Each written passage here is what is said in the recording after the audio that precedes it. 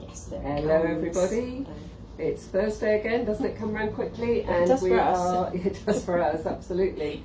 And this is our usual infant feeding questions and answers session, which is based at the John Radcliffe Hospital in Oxford. So we are on the postnatal ward today. We've moved to another place, so hopefully we won't have any drilling this week. We are going to just talk about anything to do with feeding your baby. So you might be pregnant and want to have questions about anything to do with what's going to happen afterwards, or when you're pregnant, if you've got any worries about anything.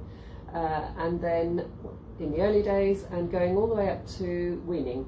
So you can be feeding your baby, you can be tandem feeding, you could be introducing solids, or you could be bottle feeding, anything at all. We are very happy to have that chat. And as usual, we say, if you've got any questions about your scans or visiting or anything like that, this isn't the place to ask the questions. We are midwives, but we don't always have the most up-to-date answers for you, because things change a lot and have been changing a lot over the last year or so.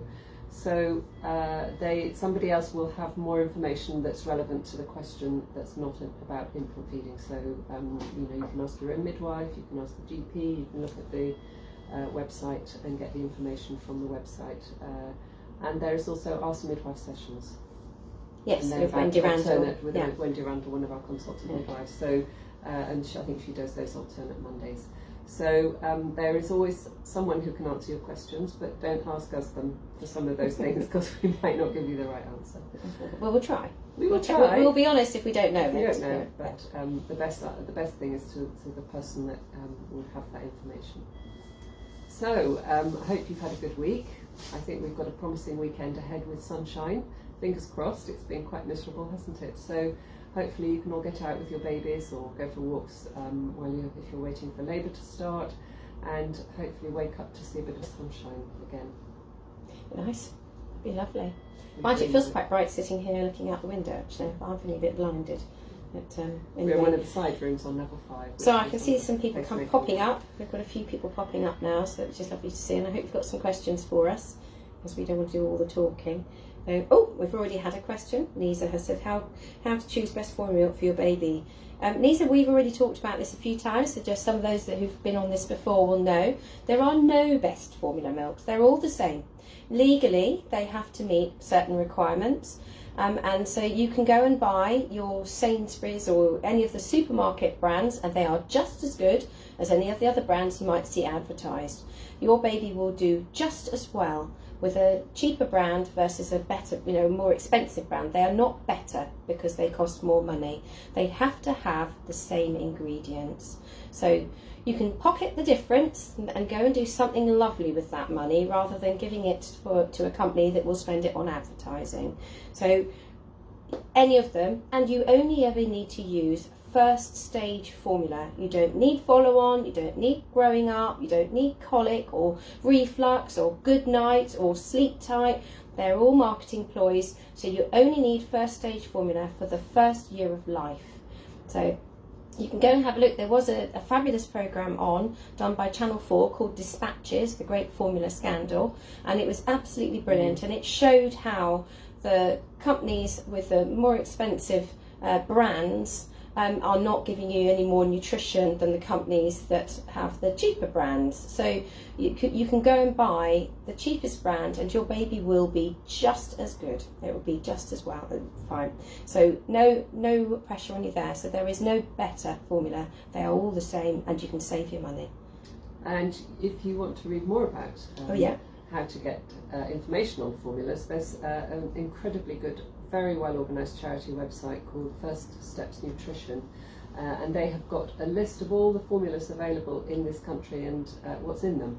So you can have a look and make yourself well informed about how to get information. And there's one for professionals on the website. There's a list for professionals with information, and there's one for parents. So you can look at them both. It doesn't matter, but there is one for you as parents that you can access as well, so that you can get the most up-to-date list, and it's updated all the time. Information is researched and very intensely looked at, all the different formulas available, and very intensely looked at, and everything that goes with them. So it's very informative, and you will find it very interesting to look at that as parents. And it has a whole section on safe formula milk preparation, because obviously you have to be very careful when making up formula milk. Babies are more likely to get tummy upsets, unfortunately. So it talks about sterilising, it talks about how to make it up safely. So formula milk needs to be made up with water that's very hot. It needs to be at least 70 degrees or above to kill off the bacteria that's present in the formula milk. So First Steps Nutrition has all about that, as does the Public Health England booklets, Guide to Bottle Feeding, which you can also find on the UNICEF Baby Friendly website. So there's plenty of information on there. But so just to say, it's like buying a paracetamol. You can buy a generic, so supermarket paracetamol, and you can buy a branded paracetamol. They do exactly the same, and that's exactly the same with formula milks. So don't worry about it. Just another thing to add is that, we used to say if you had ready-made meals in ready-made formulas for your babies, that it wasn't the optimal nutrition, and that's not the case now. It's as good nutrition to give your baby ready mixed formulas in bottles as it is to buy powdered. It is an awful lot more expensive. That's the only difference, really. So you're not disadvantaged if you give your baby ready mixed bottles of formula. So they're all the same. They're all the same. But powder's a lot cheaper. Much cheaper. Much cheaper. Louise has said, it's following on the theme, do you need to bring bottles of formula into the hospital in case your milk does not come in? No, you don't. You do not need to bring. We have everything you'll need. Should you be in the situation that you need to give something other than your own milk, we have donated breast milk. That would be our first thing we would do. In fact, the first thing we do is your express milk. Then we would look at donated breast milk, and then if that was your choice and it was needed, it would be formula milk. And we have formula milk bottles and teats here, so that you don't need to bring anything. Just bring yourself. That's all you need to do.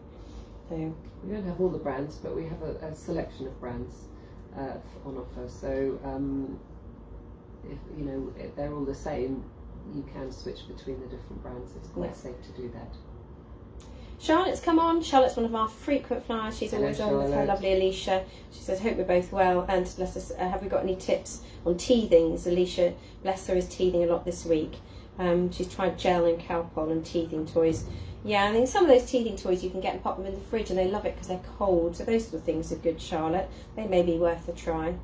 See how you get on with those. Nita's come back. I'm not sure I quite understand. So she said 7-8 is good weight for 9-month baby. Yes. 7.8 kilos. So 7.8 kilos would be a huge, huge baby. I'm wondering if you mean pounds. And if that is the case, a 7-8 baby would be a very nice weight for a baby. If that's what you're meaning. You wouldn't expect a. How old is it? So 9 months, she's saying. But she was asking about the formula at the beginning, how to best to choose the formula. So I don't know.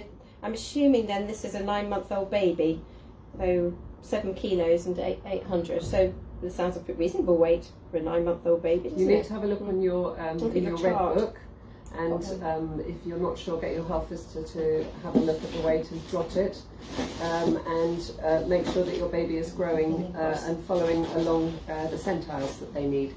I was looking to see if we had one. So that you can plot along the centile charts in the red books to see if it's following on the right line. What you don't want to see is your baby dropping down centiles. Yeah. Sometimes they go up after they've been born, but it's more likely that babies go down if there's feeding problems. So, but normally they find the line that's right for them, and they stay on that line for most of their development. Then it's their growth level. So make sure that if you look in your red book and you go onto the right page, whether it's blue or pink, so girl or boy obviously, and then you look at the weights and you look at the date at the age of the baby, and then you plot it onto that and see where your baby is from birth onto that where your baby is now, and that will tell you how your baby's doing. And if you've got any concerns, talk to your health visitor about that. And I was scrabbling around in our box to see if I could find one, but I can't see one. Don't we? Yeah, so it's looking at those centile charts at the back is what Naomi is talking about. So that would be the best place to check, Nisa, and I hope we've reassured you on that. Alexandra has said, hi ladies, just to confirm, when in hospital just after giving birth, are all new mothers advised on breastfeeding technique? I would definitely do with some advice. Absolutely, they're all. In fact, we've even started the training on our midwives that haven't even started yet. So yes, all midwives and MSWs have training on helping you with feeding, and they're assessed every year. So yes, you will get lots and lots of help, and if you feel that you need more help, just ask for it. Ring your buzzer, don't be shy, and ask for the help that you need. Anything to add to that? No, I think it's really important that you access help and do ask for it, and also for the same if you're giving your baby formula, make sure that you ask somebody to show you how to give your baby a bottle feed, how to pace the feed so that your baby's not getting the feeds too quickly. Somebody should go through how to feed your baby with a bottle as well, so that you don't feel neglected. If you're feeding your baby with formula, you should get the same support as if you're breastfeeding. The staff on the wards are trained to look after all sorts of feeding and support you in your choice of feeding. So do ask, absolutely. Nisa's put another question. She said her baby's refusing to eat solid food sometimes, and what can she do? She's 9 months old. I think it goes back to what we always say, that food before 1 is just for fun.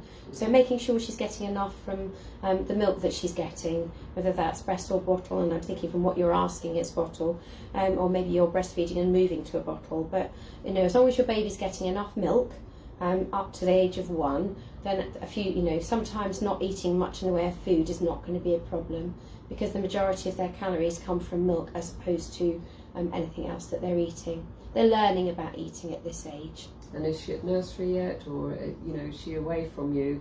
Does she do a lot of feeding at night? Does she do a lot of milk feeds at night, and unsettled if you're breastfeeding? Because some babies do feed all night when they get to that sort of age, and then they don't feel hungry during the day, so it makes it quite difficult to give them other foods because they're not particularly hungry. They've been suckling at night or having more milk at night, and so what's the pattern that she's doing?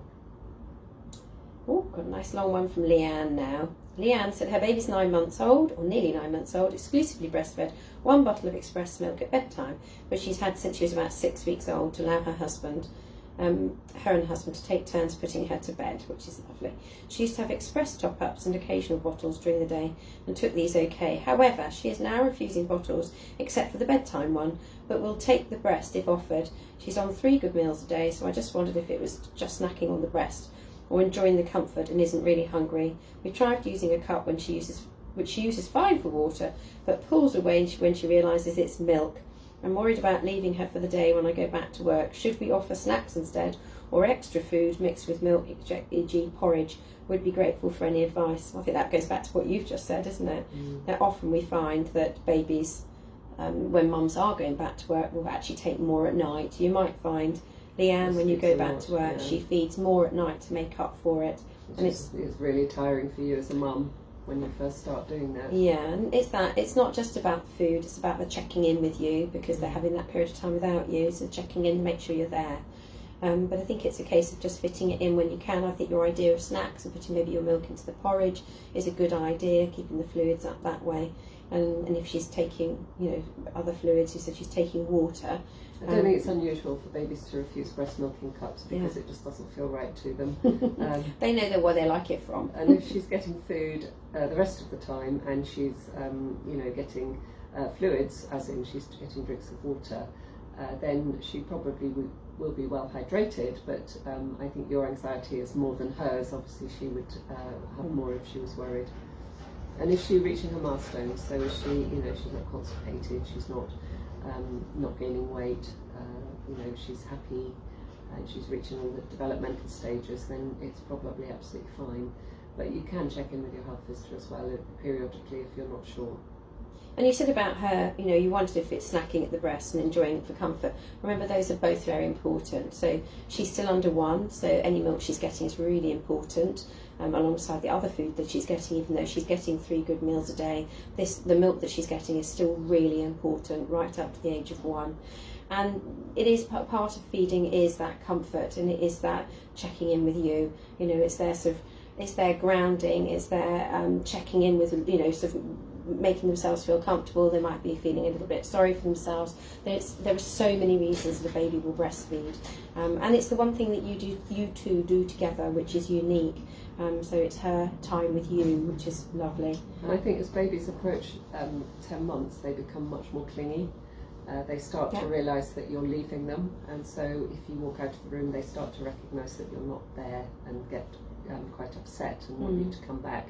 And it's all sort of tied in with that developmental stage of your baby. So, you know, a lot of people end up putting their babies into nurseries at around this age, and it's a really tricky age because babies don't want to leave you at this age. They recognise that you're the mummy and that you're the key carer, and so they get quite upset. So it's all, I think it's all about that sort of developmental age that it all happens, where they want to feed more as well. It's not unusual. She may take, and go back to the bottle of the cups with milk, she may take them in time if you just keep leaving them for her. You can leave them around the room and just let her see and discover them, you know, maybe leave a cup with water and a cup with milk and see what she does. So it's worth keep trying. And she might take it from a stranger, as in somebody who is looking after her rather than a parent. She may be happy to do that with distraction. So, you know, they surprise you. Yes, we often hear about babies that go to nurseries and they'll do amazing things for the staff at the nursery but won't do them for the mother. So it's incredible how they can work that one out, and you're the mum and you're the one that will get the fun and games, and they'll be perfect angels for someone else. So, hope that helped you, Leanne, and obviously any concerns, let us know. Amy has said, "Hi ladies, hope you're keeping well. I'm exclusively breastfeeding my 4-month-old little girl, being very lucky to have no issues today. However, I was really wanting her to take her breast milk from a bottle at times. I wonder if I think that's carried on down here. So her dad is able to feed her and prepare for other times needed, but unfortunately she's refusing the bottle and gets really upset when I introduce one to her. I've tried several different brand bottles and currently on the MAM ones, as she's a little more accepting of them, although still screams. Do you have any tips or advice on how to encourage her to take the feed from a bottle?" Exactly what you've just said, isn't it? Try someone else. She might not need a bottle. Yeah, we'll go to a trainer cup. You know, at that age she probably would manage to 4 months. you know, take a trainer beaker or something different. She may not want to have a bottle. They don't have to have bottles. And she should have enough skill in her tongue movement in order to manage something like that at 4 months. So you could try a trainer beaker or some equal, and she might make a mess, but it might not be like a breast shape, and it might be why she won't take it. So she might do something different. Try a different shape and not a bottle. And a different person. And a different person. Yeah, because it's changing that. She expects milk from you, from the breast. And you often hear about mums talking about having a baby, trying to give them the bottle, and the baby keeps turning towards the breast because that's what they expect. So that's what she and they love it. I mean, bear in mind, you are the best receptacle ever of milk. Just lovely and warm and cuddly and gorgeous. So. Right, so Emma's message came in as well. She said, "Hi guys, my baby's day 7 today. Happy first week. She's exclusively breastfed. Lost 5% on day 5. Ooh, well done. No jaundice at all. Feeding every 3 hours for an hour. Lots of milk in my breast shells. Very settled between feeds. Passing wee almost every time after a feed. Our concern is she's not pooed since day 4. So just over 2 hours now. Is this okay? Her last poo that morning were yellow." Well, we would like her to be pooing on a daily basis. It's very reassuring that it's a yellow poo. Are there lots of ructions in her nappy? Yeah. Is there lots of wind coming? And has she been weighed since then? Since that session, just to see what's happening? It sounds like everything else is normal, but it might be worth ringing your midwife up and having a conversation with your midwife. I think they perhaps come and visit and weigh her again. It doesn't matter that she's not day 10. The fact that she's not pooing is one of the indicators that we look at with regard to weight, because it can be an indicator the baby's not gaining. She might be storing it up. She might be one of those rare babies who doesn't poo that often in the early days, but we do normally expect them to. So Emma, I'd give your midwives a call, tell them the baby hasn't pooed. You've been on Facebook Live and we've told you that it would be great if they could go out and weigh your baby, or you bring your baby in and have it weighed, and just check her over. I suspect you'll get a poonami tonight. Yeah, just after you phoned. To do a poonami. Yeah, but that might be the trigger. Just you could do a warm, warm bath and a little bit of very gentle tummy massage as well, just to see if that moves anything. But if she hasn't had anything other than breast milk, she should be pooing more regularly than that. Because it's a laxative, isn't it? Yeah, absolutely. Yeah. Did she have antibiotics or anything at birth? Anything happen like that? But I think you need to have a conversation with your midwife. Yeah, I mean everything else sounds fantastic. Yeah. So it may be that it's no concern, but just because that is the one thing we do, one of the things we do look at. So not wishing to freak you out, Emma, but it might be worth giving it a midwife's I'm very call. pleased that you've contacted Yes. us and that you've taken on board all the words that you've used about all the things that she's done and the weight loss and all of that. Fabulous. Absolutely brilliant. Yeah. You've got it. You're in charge. If we hadn't been inundated with questions right from the beginning, we were going to talk about stuff to do with antenatal, because of course most of you have missed out on antenatal classes, and we were going to talk about stuff that should be covered in antenatal, but actually you're bringing it all up anyway, so that's great. Often it takes a while for the questions to come through as well. We always have to You've been saving them up for us all week, haven't you? Fabulous.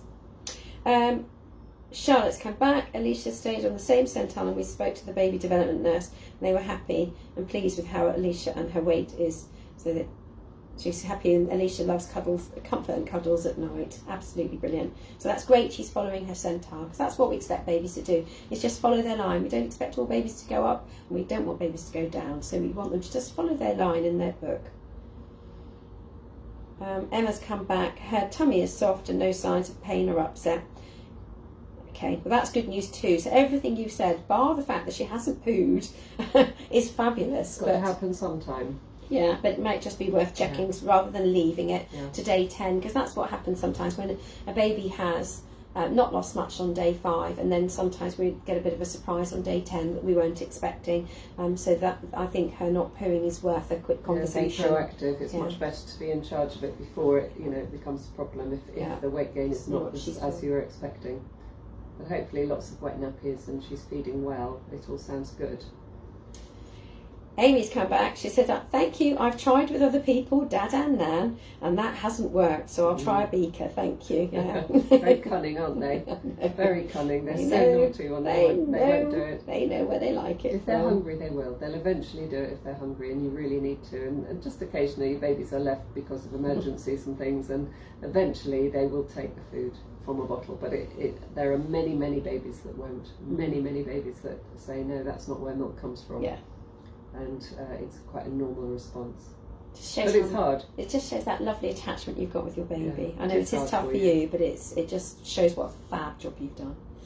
Emma's come back, lots of wind noises, tummy grumbles, weight appointments booked for day 9. Yeah, it might be worth bringing it forward, just tell them why. Pop in tomorrow. Yeah, because if you're 7 today, so you do it a day early, it'd be even better.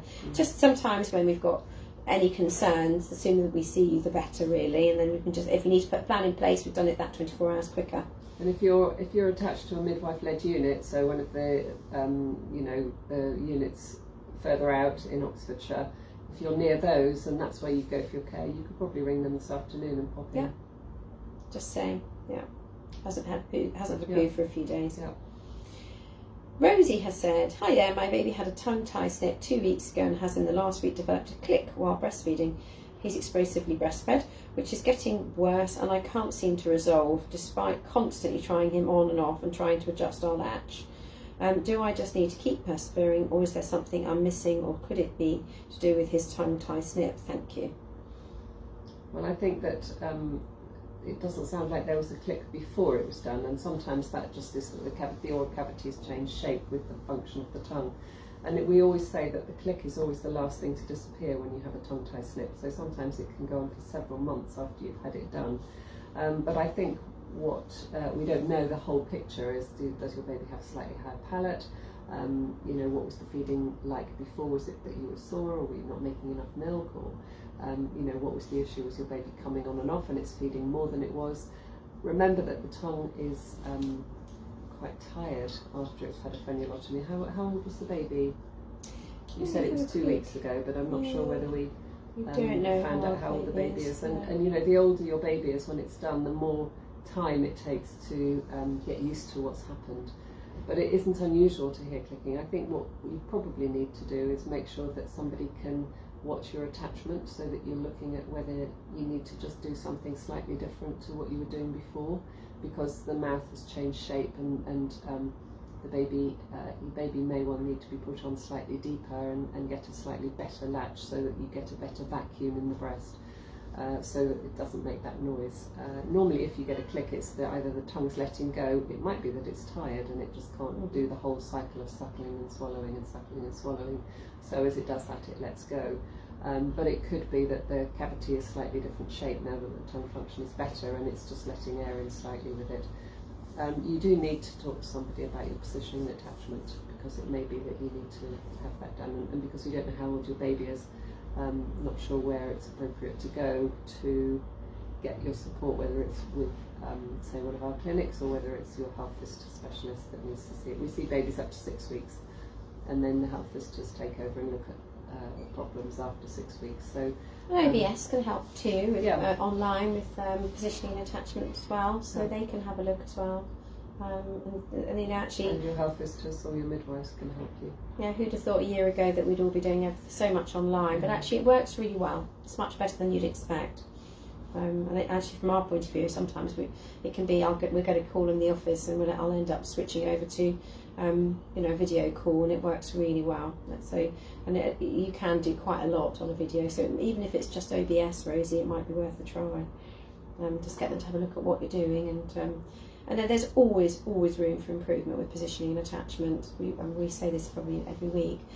Mums who come to us who are coming because they're expecting us to do an oral assessment for a tongue tie at clinic, we always warn them in advance that we will watch positioning and attachment before we do anything else, because there's usually some room for improvement there, and then do the oral assessment. So yeah, well worth getting help. Chat with someone. Yeah. Michelle has said, hi there, I'm 6 weeks and 4 days postnatal, and I'm wondering if I need to wait till after a feed before I can pump. This advice was given to me in the first week, but I rarely managed to make that time work. I'm wondering if you're asking whether it needs to be an hour after, because that's what we do hear quite often. And I know there's many schools of thought, isn't there, Naomi, about when to pump. And some people will tell you it needs to be an hour afterwards, and others will say whenever. It depends when you want what you're pumping for. Yeah. You know, are you pumping to make more milk, or are you pumping because you want to take milk out to give top ups out of choice, or you know, the reasons for doing it? I think it is important. You know, if your baby's not feeding at the breast much, then you know, you're pumping to make more milk or to protect your supply. But if you're trying to make more milk because you're really much lower at supply and your baby's not getting enough when it's breastfeeding for various reasons, if you pump a little bit afterwards, your body thinks you're doing 16 feeds a day, not 8, and so sometimes it kickstarts your supply a little bit. And you might be, because if it's about 6 weeks, lots of people get told to wait till after the first 6 weeks before they start pumping. It might be you're just thinking about doing it for the occasional bottle, maybe so your partner can give, which is often what we hear on this. And if that's the case, then we would normally suggest that you do it after the first feed. So in the morning, for some weird reason, because you're still up feeding in the night, some weird reason in the morning, women have more milk than they need usually. So you could feed your baby and then pump after that. And that's when most women will have enough milk to pump a bit off and have it maybe to give later in the day. So that might be the option. But I think when people are trying to push their supply, we're looking at them pumping when they can fit it in. And it might be immediately after the feed, or it might be up to an hour after the feed, but it's when it works for them. The key thing is doing it rather than worrying too much about the timing. Obviously you don't want to do it just before the baby feeds. That's not so great. Baby will find something, but it is, you know, if you're struggling with supply, your baby might not find a huge amount, and that might be leave enough in your breast for a feed. If you're doing it quite late on, yeah. And actually, we can say that about the hacker as well, the collector. Yes. You know, because a lot of people put it on one side while they're breastfeeding on the other side, and then what happens is when your baby wants to go to the other side, the milk's been dripped into a hacker, and your baby's not getting it from the breast. So just be wary if you're using that to collect milk that you have enough milk in both breasts for your baby to get a good breastfeed, and then maybe use the hacker after that. But I think if you're collecting milk, you will encourage more dripping if you use the hacker. It will encourage more flow, so you will take more milk out of the breast, which is intended for your baby if you're breastfeeding on both sides. I think the Hacker really has a place if you've got a single pump, for instance. If you're pumping and you've got a single pump, you put the Hacker on the other side, then that's encouraging leaking, because you're then going to swap it and put the Hacker back on the side you've pumped and start pumping on the other side. So that's where a Hacker really has a place. But as Naomi's saying, if you're breastfeeding and you put the Hacker on, then actually you're removing the milk the baby's going to want to take later. So. Yeah. But Michelle's come back to say it is for the husband, so her husband can give a feed. So most women will do that in the morning after they've given that first feed in the morning, and that they normally have enough milk, and it's fitting in soon after you've fed. That would be the best time to do it. So if it's just for that occasional feed, and thinking about when trying to get the milk to come. So it's thinking about being in a nice warm place if you haven't pumped before, because oxytocin is a shy hormone. Maybe a little bit of massage. We've got any breasts? Oh yeah. Oh, we have selection. Yeah. So thinking about maybe a little bit of massage, something you like to get oxytocin flowing. Look at your baby, maybe smell them, because they smell so gorgeous. Kiss them. That will get oxytocin going, and then pump. And then you pump while you see the milk coming, and when it begins to slow or stop, you have a 30-second break, and then you start the pump up again. And when it starts to slow or stop, you have a 30-second break, set the pump up again, and that'll give you the best letdown of milk, because you're making the most of those oxytocin letdowns that your baby would have got otherwise. But so see how you get on with that. But, it is a difficult one. I think a lot of people, find they're not sure when to do it. Everyone rushes and gets a pump, and then you sit there and you think, oh well, I've got a pump. When and how? And we actually, was it last week or the week before, we did a session on how to use a breast pump? Oh, a few weeks ago. I think we did that. Yeah, I think they all merged, but it was a few weeks ago. We did a demo with a pump and showed you how to do it. So have a little look back on a couple of weeks ago on Or look at our video. We've done a video as well. Yes, absolutely. So the infant feeding team did some videos which are now online, and if you want to look at them, you can just do a search for OUH, as in Oxford University's hospitals. So OUH, maternity feeding, if you put that in the search, it works brilliantly. Up it comes, and then there's a link and it says maternity series, and we have on YouTube, that's the link to YouTube, on YouTube we have 7 videos, including things like relationship building and responsiveness and how important that is for your baby's brain development, through to pumping and offering bottles. So go and have a quick peek at those, and it talks about exactly what we just talked about, how to use the pump. It also we've also got how to responsively feed your baby. So if you're giving a bottle, you want to do it in a way that's going to really complement breastfeeding. So I think Naomi's about to demonstrate. So, with pace feeding, we talk about the fact that we don't want to overwhelm the baby. So if you hold the bottle up like this, it will drip, drip, drip, drip, drip, and the pace of food, and you worry because you want to fill the teat up and you think your baby's going to get lots of wind. But actually you need to hold your baby really close and limit the number of people that are doing this. So it's partners or another member of your family if you're in a bubble with people. You want to have the bottle on its side so that it's not right upright, and then just have enough in the front of the teat in order to just fill that bit so your baby's not getting lots of air. And then as your baby's really close, so it's looking like it's a breastfeed, because your baby expects to be at the breast, that's where their development is, that they will be breastfeeding. So even if you're giving bottles, they will feel that that's the appropriate place for them to be. Run the teat down their top lip from their nose, and they will go meh, like that, open their mouth, and then they can take the bottle into their mouth themselves, and then they'll start to suckle, and you're looking at the suckle pause, and they will do the same. If it's like this, they can't, it's just they're becoming awash with milk. So you want to let them pace the feed themselves, which is why it's called paced feeding. And they will take what they want, they suckle and pause, and then they will spit it out when they've had enough. They will take what they want, not what you want them to have, and they don't have to finish the bottle. You don't have to drain it, but you have to have enough in so that if they want a little, so if they take, say, 70 mils, you would make up to 90 mils because it's easier to make it that way, but also just offer a little bit more than they would be taking, so that they've got the opportunity to take a slight bit more if they want. But if they don't want it, which they may not every feed, they may take slightly less than you think, that they can take what they want to take and they will spit it out, but just so that if they drain the bottle, they've got enough to have a little, they've got a little bit more than they actually need, so they're not going hungry. And if they start to drain bottles frequently, then you do need to up the volume slightly as well. The other thing to say is swap sides, particularly if you're wanting to get back to breastfeeding, so that the baby gets used to being fed in both directions, so that they get used to being on both breasts. And that's really important, that they're used to being close on both sides and it feels normal. If you just use one side, then you might find it more difficult to feed them on the other side if they're not used to that. So do swap them round. Anything else to add about that? No, I think that was fabulous.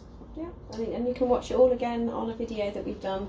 As I said, OUH maternity feeding, put it all into the search and up it'll come, and it'll put your link through to YouTube and you can see it all there. So, and we have other feeding methods as well, because we don't just do bottle feeding, we do tube feeding and cup feeding. We're talking about it. Got a cup there, we talk about cup feeding. Yeah, There should be a cup in there. Our box isn't very tidy. We were teaching student midwives this week. We just dumped everything back in our box. So that's a cup, that's what it looks like. I don't know if you can see from where I am. And it's got a little lip on it here, just a little lip slightly. And to give your baby a cup feed, you sit your baby up in the same way, slightly more upright, and fill the cup up. And you can give it with formula, or you can give it with express breast milk or donor breast milk. Point of doing this is that the baby laps, it doesn't get poured in, so you don't pour it in like that, you let the baby lap.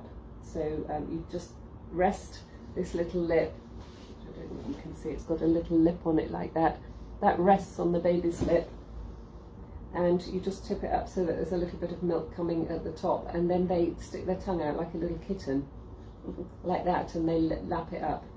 Babies that are term, so babies that are 37 weeks onwards, tend to be a bit more messy than premature babies doing this. The preemie babies are much better at doing it usually, but it works well. It can be a little bit slow for some babies, and they do make a mess. So, but it is a perfectly good way to give your baby other foods. You don't always have to use a bottle. It's not the only way to give babies milk, and some people use spoons. But you've got to be aware that your baby needs to be using its tongue if you're doing food in their mouth like that, so they can take the food from the front to the back of their mouth, so that they don't choke.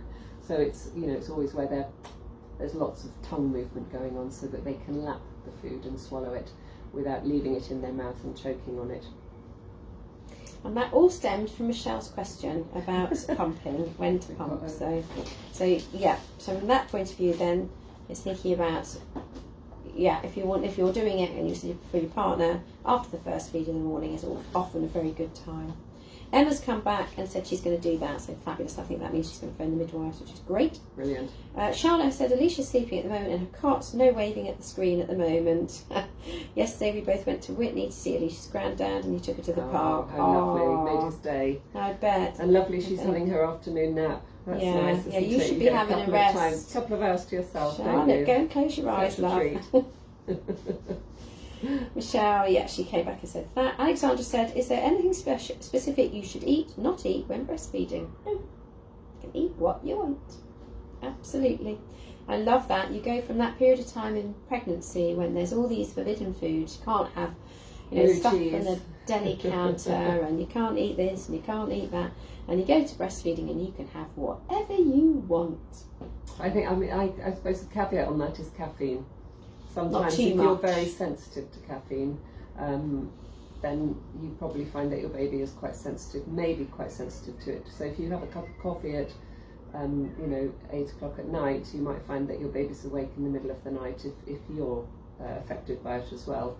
Not always, but that is something to bear in mind. If you're having if you're having a lot of coffee in the evenings, it might be that your baby's affected by it. But think about caffeinated drinks as well that aren't actually Coke coffee. And all of those things. So if you get any of these sort of chocolate as well. So just think about that. But then other people couldn't survive without their coffee, even when they're breastfeeding. And that's my sister, for instance, who no way would she survive a day without her caffeine shot. And her children, I think, relied on it too, and she was feeding them. So that was quite normal. They needed it. That was part of their daily life. But no, there are no forbidden foods. You can eat whatever you want. Sometimes people see a correlation between the food they've eaten and the behaviour of the baby, or maybe the nappies are a bit different. But actually what we would normally say is don't assume that's a problem. Maybe try it again, because it could have been a coincidence. Your baby could have been coming down with a bit of cold. Maybe that feed hadn't been so great. Maybe the baby hadn't been on as well, so they ended up with slightly more of that watery part of the front, milk, and didn't get the fatter part. So actually, very often it's just happens to be not causation but correlation. So it's happened at the same time, but that's not the reason.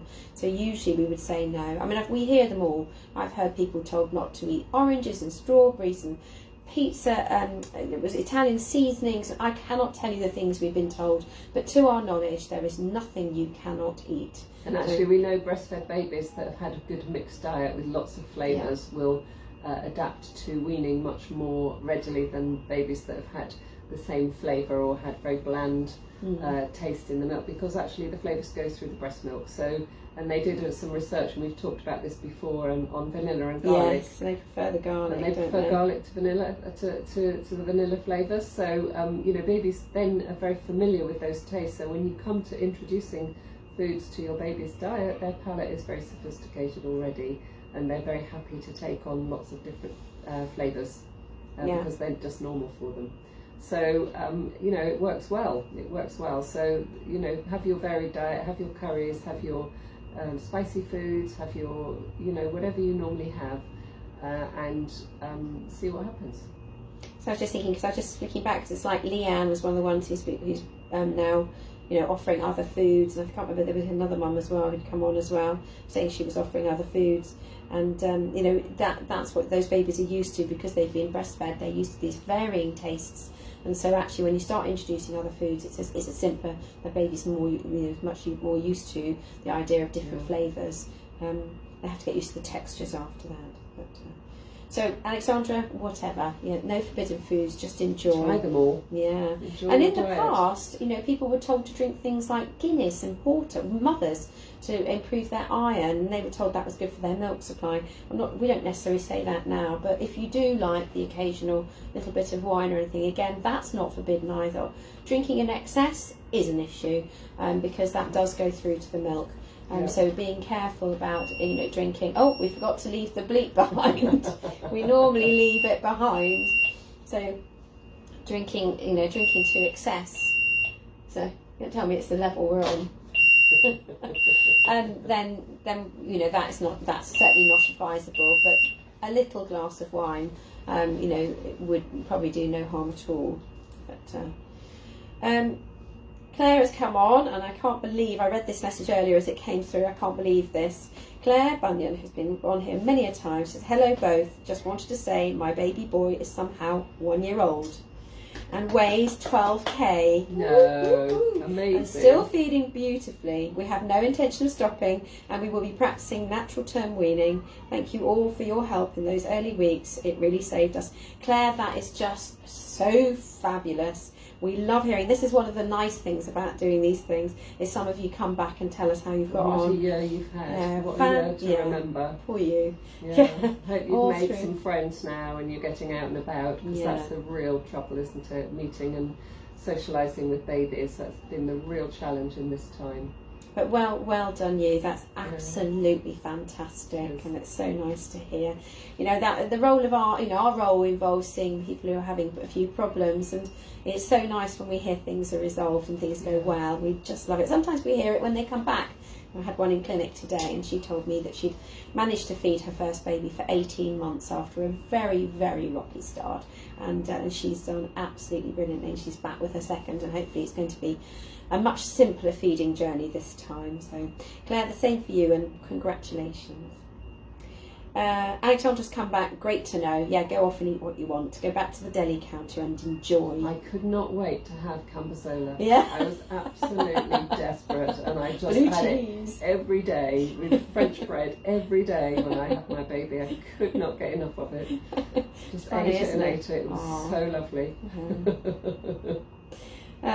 So Charlotte's come back. Alicia's loving lots of different tasty food, and also I found she loves Angel Delight butterscotch and yogurts. Wow. Ooh, she's got a sweet tooth. I used to like that. I remember having Angel Delight as a child. That was such a treat. Such a treat. I didn't know they still made it. Yeah. We loved it as kids. Right, well that's it on the questions at the moment, unless you've got anything else to come, so let us know. Give us a shout if you've got any more questions. Lots of questions, haven't we? Yeah, we've done it's been lovely, and normally we have a bit of a slower start, and today we went off like a sort of like a greyhound. No. So it's been brilliant. They've been great questions. We've covered so many different things as well. So we're talking about doing maybe an antenatal class, aren't we? Absolutely. That we might do. We're planning on doing that. Go up, and it'd be good to know if you've got any ideas what you think would have been beneficial for you to have had in it. That's wonderful, isn't it? So what might you have liked to have been told before you had your baby? So if you're still on here, let us know. And we'll bear it in mind when we're trying to put this class together, which we're going to put up. I think it has been quite difficult for you all to access antenatal classes. Some areas do more than others in terms of community midwifery, but they all were suspended with COVID. So I think that you've all done really well in terms of the information that you've got and how well you've done with feeding, when the fact is you haven't had any input hardly at all from your community areas. It's something we're very aware of, and that you've all missed out on massively. There are areas that you can go to where there is availability in classes, and some you have to pay for and some you don't, but things like the OBS, the Oxford Breastfeeding Support, they do antenatal sessions. La Leche League also do antenatal sessions, and they're all on Zoom. I think the NCT has also got classes on Zoom as well, so that you can access those services too. So you can get varying different levels of breastfeeding antenatal sessions. So have a look and see what's available.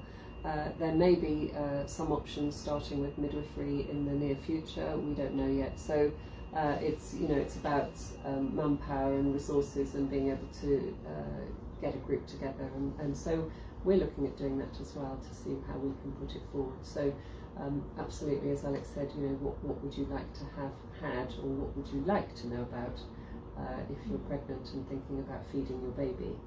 Yeah, I think those of you who've got babies already on this, it would be great if you could just say, what would you like to have known before you had your baby, and how could we get it across to you? Because obviously we've done our videos now; those are up, and we just need to make sure people are aware that they're there. But we're very aware that the lack of classes has been a big issue for people to have that opportunity to talk about feeding, and obviously the hospital is addressing as well other classes as well, because it's not just about feeding. We know that it's about the birth. But obviously our focus is on feeding and supporting those mothers to do what they want to do, because we're not here to say one way or the other. We're here to support mothers in whatever decision they make and enable them to do what they chose to do, rather than feeling forced into doing something they didn't want to do. And I do think it does help you, and I hope these sessions that we're doing every week have helped you. If you haven't had a baby yet, when you go into hospital, that you're more prepared for things like hand expressing. We haven't really discussed any of that this week. We do it endlessly on others, and what to look out for in the early days, because your baby's needs change every day in the first 2 weeks, really. And I think if you know that, and your baby's going to be awake all night in the first early days, they're going to feed. You don't need to go out and rush out and buy any extra food for your baby, or give your baby anything other than your breast milk. Then that makes you more reassured as a parent when you're struggling at 4 o'clock in the morning, which is when you do struggle, when you're very tired and your baby is, it does grow horns at 8 o'clock at night. They do stay awake all night, and then they go to sleep all day in the early days, and that's for a reason. They need to feed more at night to make more milk, and they're stimulating your receptors in your breast to make more milk, sending messages to the hormones in your pituitary gland in your brain. So the baby's telling you what it needs, but also that calibration period in the early part of your baby's life is for later on. So you're telling your body to make milk for 3 months' time, and it's calibrating what your baby's needs and your baby's growth rate's going to be when it's 3 months old, when it has another really big growth spurt and wants to feed all the time. So it's really important that you understand that, and that your baby's doing it for a reason. It's not because they're hungry and you haven't got enough. Generally, some babies do genuinely do that, but usually most babies feed all the time in the early days, and little and often, and that drives your milk supply so that you produce milk.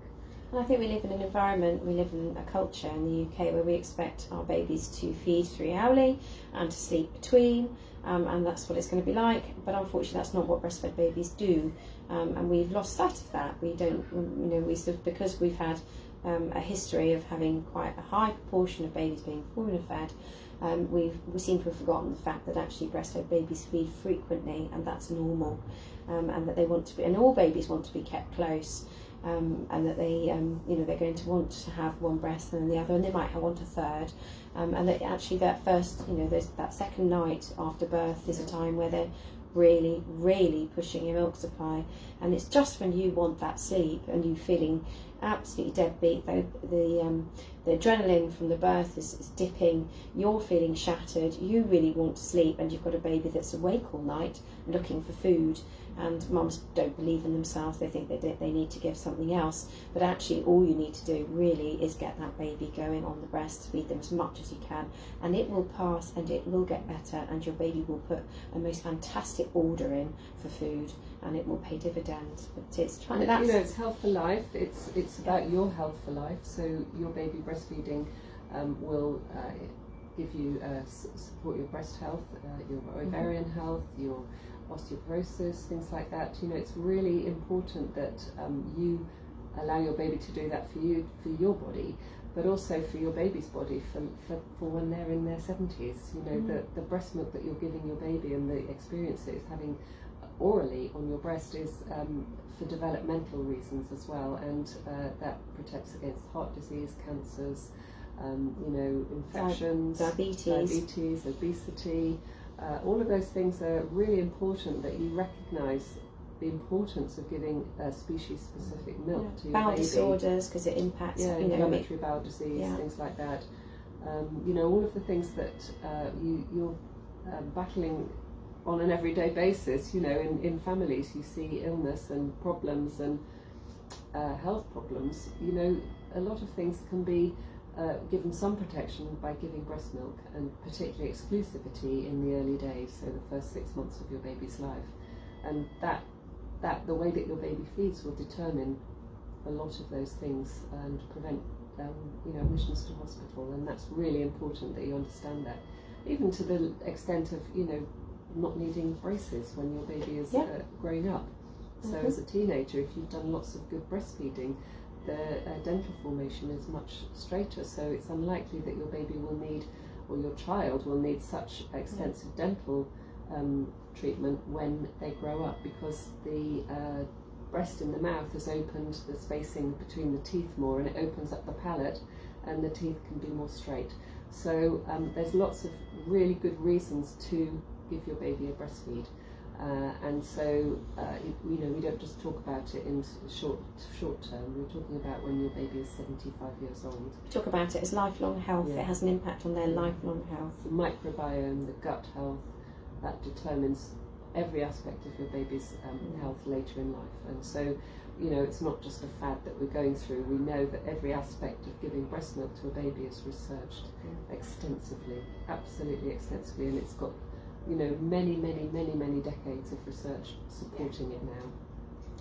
Charlotte's come back on, changing the tone. Any tips on getting Alicia walking on her legs? I think we had this conversation before, Charlotte. Do it when she's ready. So powerful. When I told her she tries walking, but it looks like a river dance. It makes me laugh a lot.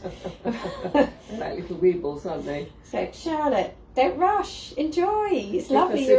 You're at that stage where you put them down. I think when you've had a few, we've both had a few children.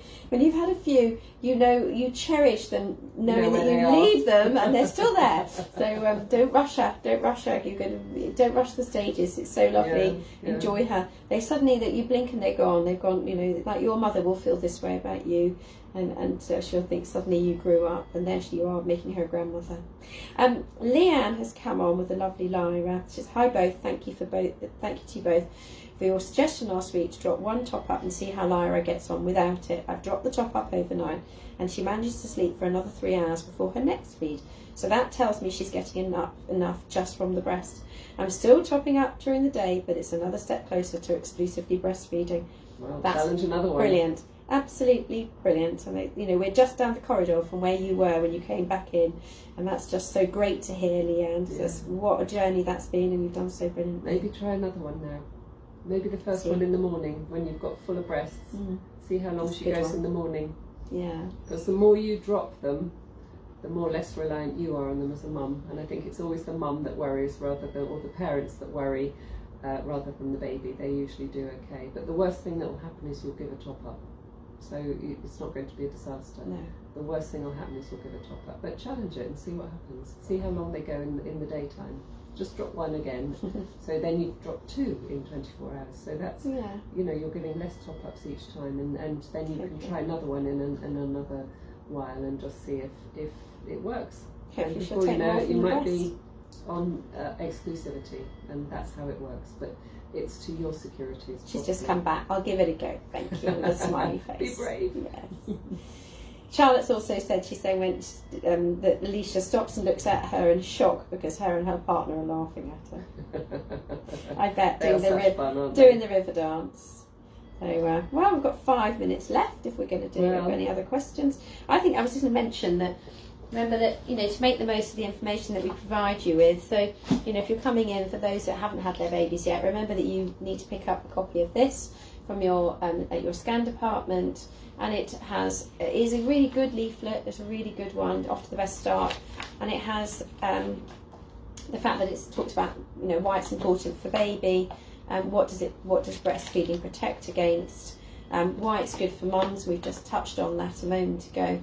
What happens after your baby's born, and it shows a lovely picture of a mum skin to skin, and that's really important regardless of how you feed your baby. That first feed should be in skin to skin. It's a fantastic opportunity for that baby to really work out who you are, the smell of you, the feel of you, and know that you're mum. So regardless of how you're feeding, you know, do that first feed in skin to skin, and we will support you to do that. I say we, the midwifery staff, not us personally. Hopefully you don't see us. Yeah, Hopefully none of you will see us, because we don't want to be seeing you. You know, we tend to see people that've got problems and that need extra support. So if you're normal, you shouldn't see us. So you wouldn't normally see us for positioning and attachment of your baby, or you know, just normal everyday stuff with hand expressing. Your midwives locally to you can do that, as well as on the ward. And we get asked to see babies that are slightly more complex, or mums that have got more complex issues. So we advise the staff from a distance, and so they may ask if it's appropriate that we see you, but we may say no, because we think that it's within the realms of the perfectly good experience of the staff that are working on the ward, and we want to keep them experienced. We don't want to take their skills away from them. So they on a day-to-day basis look after you on the wards and at home, unless they think there's more of a problem, and then they will suggest that you see us if you're in the community, or we will come and see you on the ward if we feel that there is a problem. But don't expect to see us. Only in passing, if you see us in the corridors. Yeah. So thinking about this leaflet, just carrying on, it talks about how to breastfeed, and talks about the position and attachment, which is really important, and we do go on it. Fantastic pictures showing you what we've talked about on these sessions over and over again, about how we want that baby to go on with the upper lip just skimming the nipple, and then signs that your baby's feeding well, and then some top tips, hand expressing, which we've talked about numerous times, and we've got a video about how do you know your baby's getting enough milk. Again, we've got a video about that, and then how dads can help, or partners can help, and then where you can get information. So this is a really good, it's a right good read. Yeah, and you know, ideally read it before you have your baby, and this links into the next question that we've got, because I've just seen another one. Louise has come on and said she's 31 weeks pregnant, still a little way to go, but I'm wanting to breastfeed and bottle feed. Can you do this from day one, or do you transition to bottles? So we would normally suggest that you establish your milk supply and then add bottles in afterwards. Otherwise you won't have a milk supply, because your milk supply is driven by milk removals. If you start giving other food, your milk supply won't come in the same way. So if you're intending to also give bottles, whether that's express breast milk or formula, we would highly recommend you get your milk supply established and then think about it. Otherwise you may struggle to do both. And that's also in the early days on the ward. You know, if your baby is normal, healthy and term, and you know, everything is normal, you haven't got any medical problems or on any medications or anything, you shouldn't need to give your baby anything other than your express colostrum. And as you know, your body and your baby's tummy is tiny, it's not expecting large volumes. So you know, on the very early days, your baby's tummy is tiny, it's this big.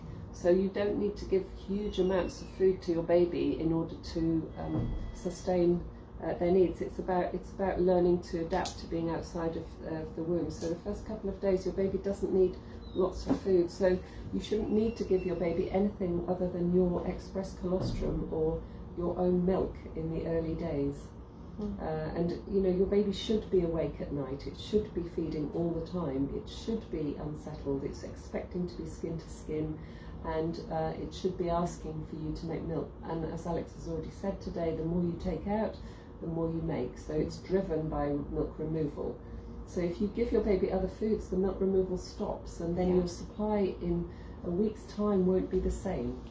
And this is where we're finding mothers are coming back into the wards, onto the postnatal wards with postnatal readmissions with large weight losses. You know, you've got to drive your milk production and get on with it with the hand expressing and or you know, breastfeeding your baby. So if your baby's not attaching, you need to do that for your baby by hand expressing, and then later, after about 48 hours, pumping.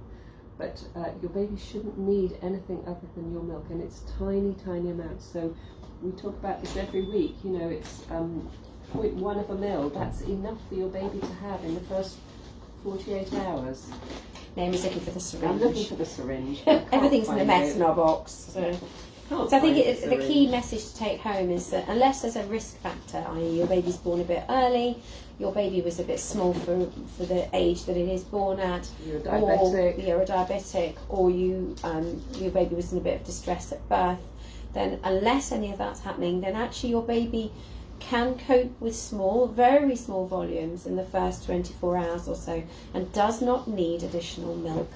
So this is our 1 ml syringe, and there's little notches of up to 10 notches on here, and each one is 0.1 of a mil, and that's a perfectly adequate amount. That 0.1 of a mil, that is perfectly adequate for your baby on the first day.